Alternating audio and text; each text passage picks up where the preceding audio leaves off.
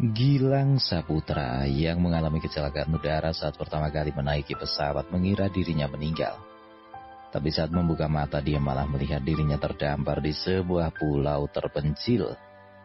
Di sampingnya juga terbaring seorang gadis seksi yang basah kuyup bernama Patricia.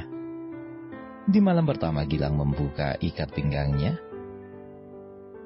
Dasar brengsek. Aku akan melaporkanmu pada polisi setelah pergi dari sini. Sebaiknya kamu lepasin baju itu dan keringkan. Suhu malam hari ini sangat rendah. Perlu kubeluk tidak? Pergi sana. Oh ya, banyak serangga yang akan menggigitmu loh. Dia perlahan melangkahkan kakinya yang jenjang dan putih ke arah Gilang. Pendengar, selamat datang, selamat berjumpa kembali dengan Barata FM Trenggalek.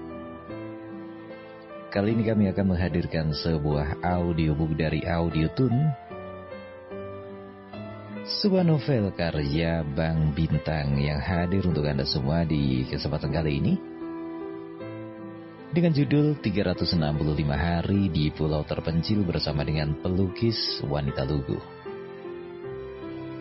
Dan inilah episode pertama dari 365 Hari di Pulau Terpencil bersama pelukis wanita lugu dengan judul Sentuhan Rasa Prima Dona Mantap.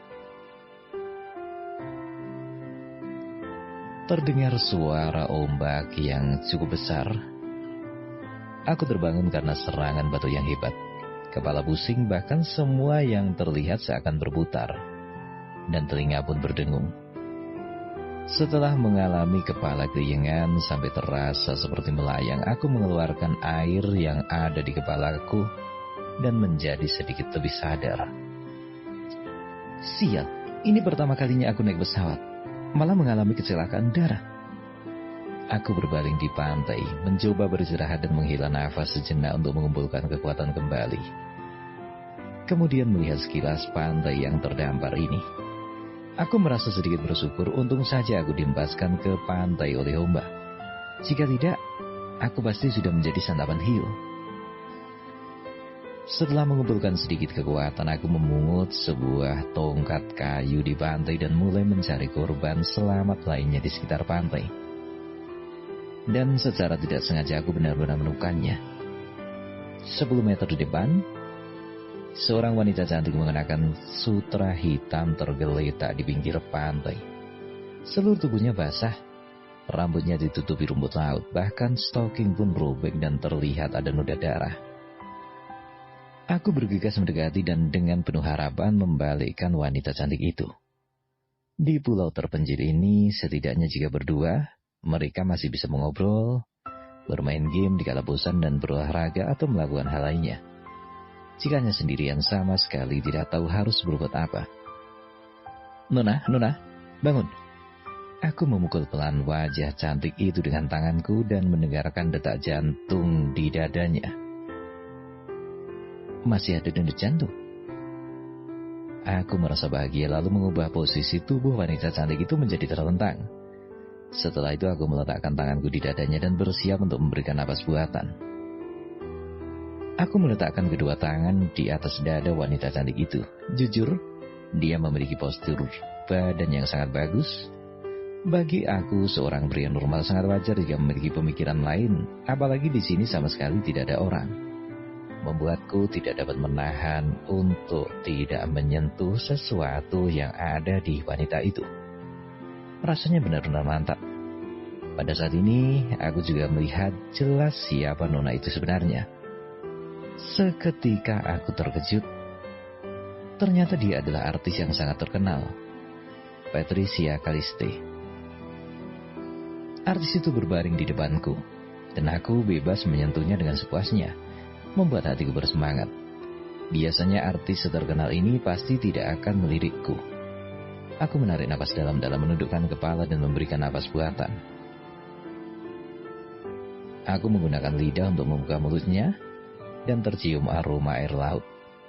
Mulutnya penuh dengan air laut dan aku hanya bisa menyedot air di mulutnya saja agar bisa keluar.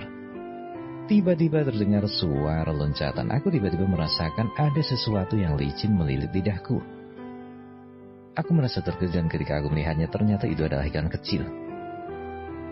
Sedikit kecewa, aku membalikan tubuh Patricia, menepuk belakang punggungnya dengan kuat, dan pada waktu yang bersamaan memberikan napas buatkan. Sama sekali tidak ada reaksi. Aku mulai bingung. Mungkinkah dia... Tiba-tiba terdengar suara batu hebat. Patricia tiba-tiba membuka mulutnya dan menyemprotkan wajahku dengan air laut. Mesum.